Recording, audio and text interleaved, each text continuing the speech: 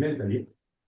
And so we ended up with a large number of very large networks, more than 2,100,000 vessels that are then connected to the systemic circulations and allow us to describe wave propagation all the way from the heart, let's say, up to perforating arteries. So we can essentially then study, you see here, we have time on the top here, so you see how the pressure pulse reaches the main cerebral arteries and then propagates deep into the smaller vessels and then slowly decays in diastole.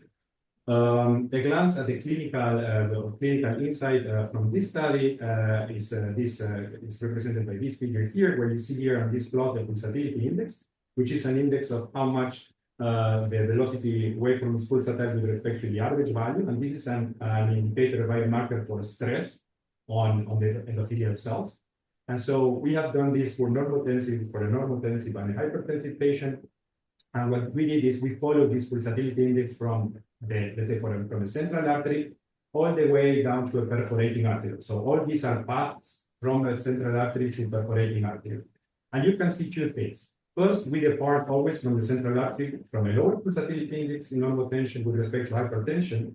But then more remarkably, we have a dampening of the pulsatility index in the normotensive case, okay, as we move deeper into the smaller vessels. That is not present in hypertension. Actually, in hypertension, if we concentrate, let's say, in the lower envelope here, which represents perforating arterioles, we see that there is even a slight increment in the pulsatility index at terminal vessels, depending on how far away we travel from the departing large artery.